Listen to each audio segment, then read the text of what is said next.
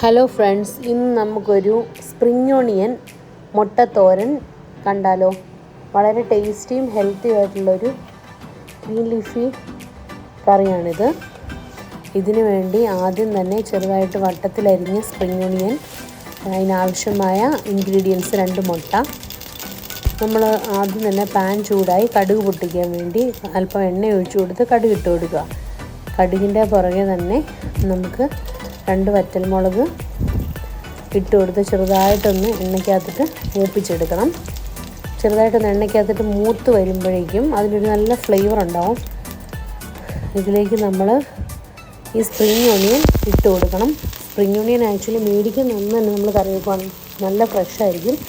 ഇത് ഞങ്ങളൊരു 2 കെട്ട് സ്പ്രിംഗ് ഓണിയൻ മേടിച്ച് 2 ദിവസം ഫ്രിഡ്ജിലിരുന്നപ്പോഴേക്കും അത് കുറച്ചേറെ നഷ്ടപ്പെട്ടു പോയി. ഇതിന് കുറച്ചേ ഉണ്ടായിരുന്നുള്ളൂ. പക്ഷെ അതിനകത്ത് ബാക്കി തേങ്ങയും മുട്ടയെല്ലാം കൂടി ഇട്ട് മിക്സ് ചെയ്തപ്പോൾ അത്യാവശ്യം നല്ലൊരു ക്വാണ്ടിറ്റി 2 ദിവസം കഴിക്കാനുണ്ടായിരുന്നു. നല്ല ടേസ്റ്റ് ആയിരുന്നു. മാക്സിമം അത് ഫ്രഷായിട്ട് തന്നെ ഉണ്ടായി കഴിക്കുന്നതാണ് നല്ലത്.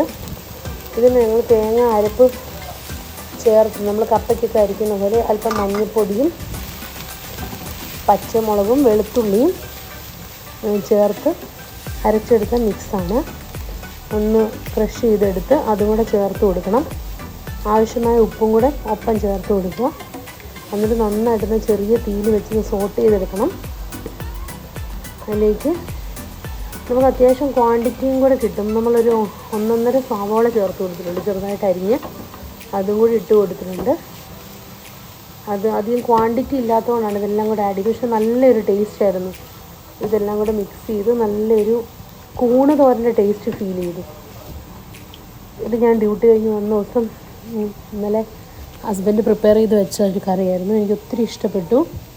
എന്നാൽ നമ്മൾ തന്നെ കുക്ക് ചെയ്യുന്ന സമയത്ത് ഇടയ്ക്ക് നമുക്ക് ഒരാൾ കുക്ക് ചെയ്ത് തരുമ്പോൾ അതൊരു സ്പെഷ്യൽ ഫീലിംഗ് ആണ്, പ്രത്യേകിച്ച് നമ്മുടെ ലവ്ഡ് വൺസ്. പിന്നെ ഉപ്പ് കുറച്ച് കുറവായിരുന്നു, അതിലേക്ക് ഇച്ചിരി ഉപ്പ് ചേർത്ത് കൊടുക്കുക. ഇതെല്ലാം കൂടെ നമ്മൾ നടി തീർത്ത് ഇളക്കി കൊടുക്കണം. നടി തീർത്ത് ഇളക്കി കൊടുക്കുമ്പം ഫ്ലെയിം കുറച്ച് വെച്ച് വേണം, പ്രത്യേകം ശ്രദ്ധിക്കണം, അല്ലെങ്കിൽ പെട്ടെന്ന് അടിക്ക് പിടിച്ച് പോകും. ഒരു നോൺ സ്റ്റിക്കിൻ്റെ പാനാണ് ഇതിനെടുത്തിരിക്കുന്നത്. ചെറിയ തീയിൽ ഈ ഉള്ളിത്തണ്ടും തേങ്ങയുടെ അരപ്പിൻ്റെ ഒരു പച്ചമണമൊക്കെ മാറാൻ വേണ്ടി നമ്മൾ 2 മിനിറ്റ് നമുക്ക് ലോ ഫ്ലെയിമിലിട്ട് അടച്ച് വെച്ചൊന്ന് വേവിച്ചെടുക്കാം. അപ്പോഴേക്കും അതൊക്കെ ഒന്ന് സോഫ്റ്റ് ആയിട്ടുണ്ട്. അതിലേക്ക് നമുക്ക് കുറച്ച് കറി ലീവ്സ് തൂക്കി കൊടുക്കാം. നമ്മളൊരു സാധാ തോരൻ വെക്കുന്ന പോലെ തന്നെയാണ് വെക്കുന്നത്. നമുക്ക് തേങ്ങ ജസ്റ്റ് വെറുതെ അതിന് മുകളിലേക്ക് ചേർത്ത് കൊടുക്കുന്നതിനെക്കാട്ടും ടേസ്റ്റ് നമ്മൾ അരപ്പോട് കൂടി ചേർത്ത് കൊടുക്കുന്നതാണ്. ഇപ്പോൾ അതിനകത്ത് സ്റ്റീമെല്ലാം വന്ന് അത്യാവശ്യം നല്ലൊരു വേവായിട്ടുണ്ട്. ഇടയ്ക്ക് നമ്മൾ അടി തീർത്ത് ഇളക്കി കൊടുക്കണം.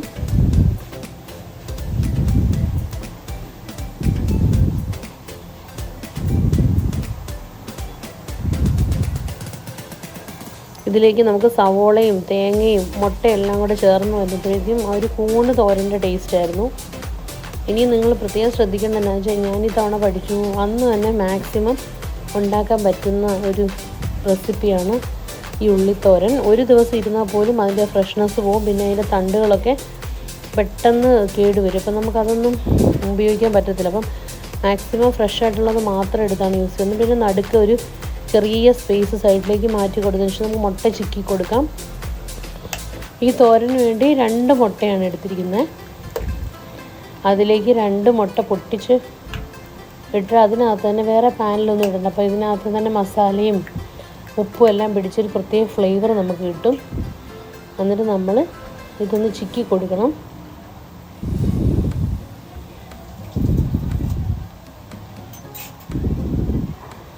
മുട്ട ഇട്ട് കൊടുത്ത് ഉപ്പ് കുറവാണെന്ന് തോന്നി നമുക്ക് കുറച്ച് ഉപ്പ് ഇട്ട് കൊടുത്തിട്ട് വേണം അത് ചിക്കി കൊടുക്കാൻ. ഇതെല്ലാം കൂടെ ഒരുമിച്ച് മിക്സ് ആകുമ്പോൾ ഇട്ട് കൊടുത്തിട്ട് ഉപ്പ് തികയാതെ വരും.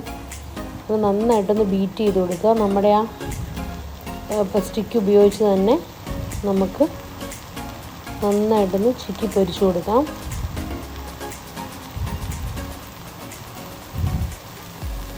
തീ നമ്മൾ ഫ്ലെയിം കുറച്ച് വെച്ചിരിക്കുന്നതുകൊണ്ടാണ് കുറച്ച് ടൈം എടുക്കുന്നു. എന്നിട്ട് നമുക്ക് എല്ലാം കൂടെ ഒന്ന് മിക്സ് ചെയ്ത് നമ്മുടെ തോരനിലേക്ക് ചേർത്ത് കൊടുക്കാം. ഇത് ആക്ച്വലി നമുക്കൊരു ചപ്പാത്തിയുടെ കൂടെയും നമുക്ക് റൈസിൻ്റെ കൂടെ മാത്രമല്ല ചപ്പാത്തിൻ്റെ കൂടെയൊക്കെ നമുക്ക് നല്ലതായിട്ട് ആഡ് ചെയ്യാൻ പറ്റുന്നൊരു ഡിഷാണ്. പിന്നെ അതുപോലെ ഡയറ്റൊക്കെ ചെയ്യുന്നവരെ സംബന്ധിച്ച് ഒരു ബൗള് പച്ചക്കറി കഴിക്കുന്നതിനൂടെ ഇത് ചുമ്മാ ഇരുന്ന് കഴിക്കാൻ തോന്നും കേട്ടോ. നല്ല ടേസ്റ്റിയാണ്. എല്ലാം കൂടെ ഒരുമിച്ച് ചിക്കി തോർത്തി എടുത്തതിന് ശേഷം നമുക്കിത് റെഡി ടു സെർവ് ആണ്.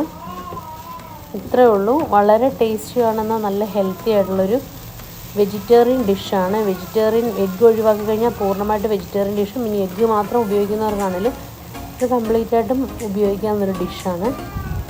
അപ്പം തീർച്ചയായിട്ടും ഒരു തവണയെങ്കിലും സ്പ്രിംഗ് ഓണിയൻ ട്രൈ ചെയ്ത് നോക്കാത്തവരുണ്ടെങ്കിൽ സ്പ്രിംഗ് ഓണിയൻ ട്രൈ ചെയ്ത് നോക്കുക. ഇപ്പോൾ ഇതാണ് അതിൻ്റെ ഫൈനൽ ലുക്ക്. ഒരു ഫുൾ ബൗളിൽ നമ്മൾ ആഡ് ചെയ്ത് കൊടുത്ത ഒണിയനും അതുപോലെ മുട്ടയും എല്ലാം കൂടെ ചേർത്തപ്പോൾ അത്യാവശ്യം ഞങ്ങൾക്ക് 2 പേർക്ക് കഴിക്കാൻ 2 ദിവസത്തിന് നല്ലൊരു കണ്ടൻറ് ഉണ്ടായിരുന്നു. നല്ല ടേസ്റ്റി ആയിരുന്നു. അപ്പോൾ മാക്സിമം നമ്മൾ ശ്രദ്ധിക്കേണ്ട കാര്യം എന്ന് വെച്ചാൽ ഫ്രഷ്നെസ് പോകാതെ തന്നെ നമ്മൾ ആ സ്പ്രിംഗ് ഓണിയൻ കൊണ്ടുവരുമ്പോഴേ ഒരു ദിവസം ലേറ്റ് ആയാലും നമുക്ക് അത്യാവശ്യം വെള്ളത്തിൽ അതിൻ്റെ തണ്ടോട് കൂടി ഇട്ട് വെച്ച് കഴിഞ്ഞാൽ കുഴപ്പമില്ല, കേടാവാതിരിക്കും. അപ്പം ഇത്രയേ ഉള്ളൂ. Thanks for watching. ഇനി സബ്സ്ക്രൈബ് ചെയ്യാത്തവരാരെങ്കിലുമൊക്കെ ഉണ്ടെങ്കിൽ ഒന്ന് സബ്സ്ക്രൈബ് ചെയ്ത് ഞങ്ങളുടെ ചെറിയ ചാനലിനെ സപ്പോർട്ട് ചെയ്യണമെന്ന് റിക്വസ്റ്റ് ചെയ്യുന്നു.